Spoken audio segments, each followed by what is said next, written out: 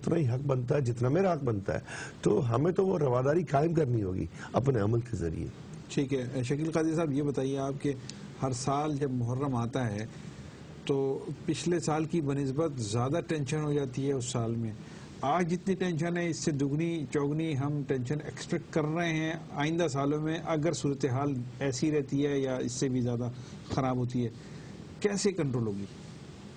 دیکھیں کنٹرول کرنے کا تو میں نے آپ کو بتایا کہ میری ایک بات رہ گئی تھی اس کے اندر کہ جب ہم نے یہ کہا تو یہ جب ہم نے سلسلہ شروع کیا بولنے کا ہمارے قائد تحریک نے تو آپ دیکھیں کہ سلیم بھائی کو جب شہید کیا گیا تو اس میں ایک حملہ آور مارا گیا. گن مین کی فائرنگ سے ایک حملہ آور مارا گیا. ارشد پول کا اس کا نام تھا, پٹیل پاڑا کا وہ رہنے والا تھا اور وہ سپاہی صاحبہ اور لشکر جھنگوی سے اس کا تعلق تھا. یہ کوئی بات ڈھکی چھپی نہیں ہے, سب کے علم میں ہے کیونکہ انویسٹیگیٹ ہوئی اور کیا نام ہے وہاں سے وہ اس کی لاش وہاں سے ملی. تو میں سمجھتا ہوں کہ سلیم بھائی کو جو مارا گیا شہید کیا گیا ان کو ان کے رفقا کے ساتھ, تو اس کی وجہ یہی تھی کہ وہ اس مسئلے پر کھل کر بول رہے تھے. یہ بات الگ ہے کہ آج سب کہہ رہے ہیں کیونکہ آج پورے پاکستان میں یہ بہت زیادہ نظر آ رہا ہے. اس ٹائم سلیم بھائی بڑی دور اندیشی کے ساتھ انہوں نے اس کا جائزہ لیا اور انہوں نے تنظیم ہی اسی وجہ سے بنائی تھی کہ کچھ لوگ پاکستان کے اندر افراتفری پھیلانا چاہتے ہیں اور ہماری ایک نہیں سینکڑوں مساجد پر ہمارے قبضہ کیا گیا. ہمارے جو عقیدے کے معاملات ہوتے ہیں ہم اس میں صلاۃ و سلام پڑھتے ہیں, اس میں ہم 11ویں شریف مناتے ہیں, یہ ہمارا عقیدہ ہے یقیناً. تو ہمارے عقیدے کی مساجدوں پر قبضہ کیا گیا اور یہ سارے جو ہماری تقریبات ہوتی تھیں اس کو منع کیا گیا, اس کو روکا گیا.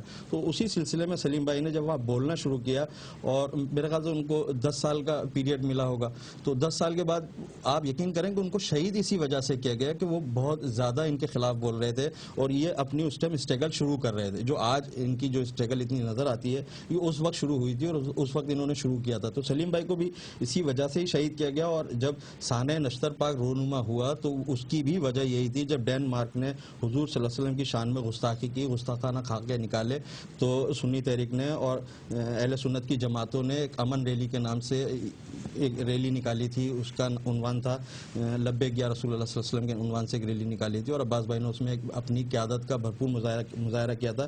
اور اہل سنت میں ایک واحد سنی تحریک تنظیم تھی, اس سنی تحریک کی قیادت تھی جو اس پر کھل کر بولا کرتی تھی. اور یہی وجہ تھی کہ کراچی کے اندر میں سمجھتا ہوں کہ وہ شروع کے واقعات تھے جس میں سانحہ نشتر پاک رونما ہوا تھا اور ہماری پوری قیادت اس کے اندر شہید ہو گئی. 62-63 علماء اکرام اس میں شہید ہو گئے. تو جو بات ہے آپ کا جو سوال ہے کہ جو حالات ہوتے جا رہے ہیں یا آگے آئیں گے تو یہ جتنے بھی خراب ہو جائیں یہ تو گورنمنٹ کا کام ہے, ہماری ایجنسیز کا کام ہے کہ اس کو کنٹرول کس طرح سے کرنا ہے. لیکن یہ بات میں ضرور واضح کرنا چاہوں گا کہ جب وہ ایک دہشت گرد کا برین واش کر اس کو یہ بتا کر کہ آپ کو جنت ملے گی اگر آپ یہ بم بلاسٹ کریں گے تو آپ کو جنت ملے گی, اور وہ اپنی جان دے دیتا ہے, بم بلاسٹ کر دیتا ہے اس جگہ پر جا کے, تو مسلمانوں کا بھی ذہن شہادت کا ہے یقیناً, وہ اس سے کبھی بھی گھبرانے والے نہیں ہیں. آپ دیکھ لیں سانحہ نشتر پاک کے بعد سے ربیع الاول کے موقع پر پہلے سے زیادہ لوگوں میں شہادت کا جذبہ بڑھا اور پہلے سے زیادہ رش وہاں پر ہونے لگا ہے. پہلے مثال کے طور پر اگر 10 لاکھ افراد ہوتے تو اب 20 لاکھ افراد ہوتے ہیں وہاں پر, اور یہ سلسلہ رش کا بڑھتا جا رہا ہے, لوگوں میں شعور بیدار ہوا. اور یہی عزاداروں کا ہے, اگر آپ جتنے بھی معاملات کریں گے دہشت گردی پھیلائیں گے یا دہشت گردی کے ذریعے لوگوں کو ماریں گے تو یہ کم نہیں ہوگا, یہ مزید بڑھے گا. کیونکہ جب ایک دہشت گرد کے ذہن میں یہ شہادت کی بات آ سکتی ہے, جنت کی بات آ سکتی ہے, تو مسلمان ہیں یقیناً, مسلمانوں کے ذہن میں یہ بات نہیں ہوگی کہ میں ادھر ایک اسلامی تقریب کے اندر جا رہا ہوں اور اگر میں ادھر شہید ہو گیا تو مجھے جنت ملے گی. تو یقیناً اس سے کوئی فرق نہیں پڑتا, ان چیزوں پر کوئی اثر نہیں پڑے گا.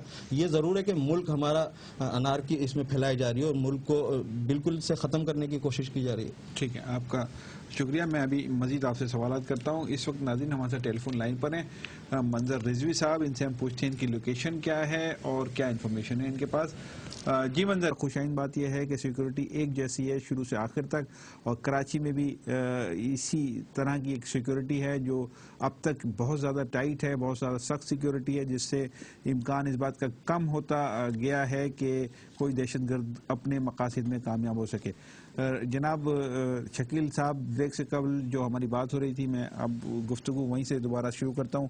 یہ فرما دیجیے آپ کے کسی کے عقیدے کو نہ چھیڑو اور اپنا عقیدہ نہ چھوڑو, اس فارمولے میں, اس ایک جملے میں کتنی جان ہے, کتنا دم ہے, اور اس پر عمل کر لیا جائے تو کتنے مسائل کم ہو جائیں گے؟ دیکھیں اصل میں جتنے بھی عقیدے ہیں یقیناً سب اللہ کی توحید پر یقین رکھتے ہیں, سرکار صلی اللہ علیہ وسلم پر ایمان رکھتے ہیں کہ وہ آخری نبی ہیں. تو یقیناً جب سب اپنے آپ کو مسلمان کہتے ہیں تو سب کو یکجہتی رکھنا چاہیے. عقیدے کی جہاں تک بات ہے تو یقیناً ہر مکتبہ فکر کا الگ عقیدہ ہے اور اس کو اپنے عقیدے کے مطابق زندگی گزارنے کا پورا حق حاصل ہے اور ان کو اپنی زندگی گزارنا چاہیے. اگر کوئی مکتبہ فکر کسی دوسرے مکتبہ فکر کو پریشان کرے گا یا ان کی معاملات میں رکاوٹ بنے گا یا ان کو تنقید کا نشانہ بنائے گا, پبلک پلیس کے اوپر ان کے عقیدے کے خلاف بولے گا, تو یہ تو جنرل سی بات ہے کہ کوئی بھی خاموش نہیں رہے گا, کوئی بھی اس میں جو ہے وہ مفاہمتی کردار ادا نہیں کر سکتا جب اس کے عقیدے کے خلاف بولا جائے. اگر انسان کی ذاتیات کے خلاف بولا جاتا ہے تو اس میں لڑائی جھگڑے ہو جاتے ہیں. یہ تو عقیدے کی بات ہے. اگر کسی مثال کے طور پر ہم اہل سنت والجماعت بریلوی مسلک سے تعلق رکھتے ہیں, ہمارے عقیدے میں آتا ہے کہ ہم سرکار صلی اللہ علیہ وسلم کا جشن مناتے ہیں, 12 ربیع الاول مناتے ہیں, ہم 11ویں شریف مناتے ہیں, 11ویں شریف کا عرس کرتے ہیں, اس میں لنگر کرتے ہیں, اذان سے پہلے صلاۃ و سلام پڑھا جاتا ہے. اگر ان سب چیزوں کو کوئی آئے اور ہماری عبادت گاہ پر قبضہ کر لے اور وہ کہے کہ اس مسجد کے اندر اب صلاۃ و سلام نہیں ہوگا, 11ویں شریف کی محفل نہیں ہوگی, اذان سے پہلے سلام نہیں ہوگا, تو آپ خود بتائیں کہ اس پر کیا کیا جائے گا. یقیناً وہ جس مکتبہ فکر جو وکٹم ہے وہ تو کچھ نہ کچھ تو اس پہ لائن آف ایکشن اختیار کرے گا, اور جب وہ یہ کرتا ہے تو اس کو فرقہ واریت سے وہ منسوخ کر دیا جاتا ہے.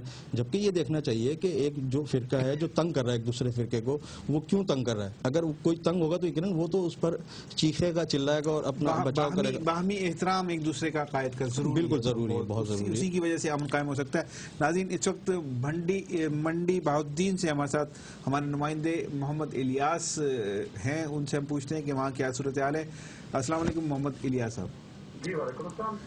مسلمانوں کے علاوہ غیر مسلم بھی ہیں, اور جیسے 2 دن پہلے کرسمس آیا تھا تو ہم نے گرجا گھروں میں جا کے کیک دیا قائد طریق الطاف حسین بھائی کی طرف سے, اور ان کی خوشی میں شریک ہوئے. اسلام تو رواداری سکھاتا ہے, اسلام فساد نہیں سکھاتا. لیکن یہ جو ملا کچھ لوگ ہیں, مولوی صاحبان جو ایک مکتبہ فکر کے ہیں, ان کا تو عقیدہ یہ دین ملا فی سبیل الفساد, تو اسی بات پہ قائم دائم ہے کہ میں ہوں, بس میں ہی جنت میں جاؤں گا, دوسرا کوئی نہیں جائے گا. ایسا نہیں ہے, کیونکہ نبی کریم صلی اللہ علیہ وسلم کو کہا گیا وما ارسلناک الا رحمۃ للعالمین, تمام جہانوں کے لیے رحمت بنا کے بھیجا. تو دین نے وہ درس دیا ہے کہ اخوت اور رواداری کا دیا ہے, اور متحدہ قومی موومنٹ الطاف بھائی کے نظریات جو اس کا زندہ ثبوت ہے کہ ہماری پارٹی میں ہر مسلک کے لوگ ہیں, اپنی مذہبی جو رسومات ہیں اپنے آزادی سے کرو, اس میں کوئی منع نہیں ہے. اور ہم نے تو یہ کوشش کی ہے, عملاً ثابت بھی کیا ہے, ہر مذاہب کے ساتھ ہر مسلک کے ساتھ جو بھی پروگرام ان کے ہوئے, جیسے 12 ربیع عید میلاد النبی کا وقت آتا ہے تو وہی امن کمیٹی ہماری وہاں بھی کھڑی ہوتی ہے جہاں پہ محرم کے مہینے میں کھڑی ہوتی ہے. تو ہمارا ہر کارکن کی ڈیوٹی ہوتی ہے کہ ان کے ساتھ شریک ہو. محرم کا مہینہ آتا ہے, 12 ربیع آتا ہے, یا رمضان کا مہینہ آتا ہے, یا کوئی مذہبی کرسمس آتا ہے, کوئی ان کا مذہبی آتا ہے, ہولی آتا ہے, یا کوئی دیوالی آتا ہے, تو قائد طریق الطاف حسین نے تو یہ کہا کہ اپنے رویوں سے محبت پھیلاؤ. ٹھیک ہے, یہ بتائیے کہ کیا پاکستان میں کوئی ایسا وقت آئے گا کہ سب شیر و شکر ہو جائیں اور ایک دوسرے کا احترام کرنے لگیں, ایک دوسرے سے محبت کرنے لگیں؟ کیا ایسے حالات ہم پیدا کر سکتے ہیں؟ کیسے سوچ کر تبدیل کریں گے ہم جو جن لوگوں کا مائنڈ سیٹ ہو گیا؟ مثبت رویوں سے ہم انقلاب لا سکتے ہیں, اپنے رویوں میں نرمی لا کے انقلاب لا سکتے ہیں. اور اگر آپ شیر و شکر کی بات کرتے ہیں وہ تو انقلاب ہی ہے, اور انشاءاللہ وہ آئے گا. کیونکہ لوگ اب جو نئی نسل آ رہی ہے وہ کہتی ہے کہ نہیں لڑو جھگڑو نہیں, اپنے اپنے عقیدے پہ رہو. جب لوگ اپنے اپنے عقیدے پہ رہیں گے, کسی پہ دھونس و دھاندلی نہیں کریں گے تو کوئی جھگڑا ہی نہیں ہوگا.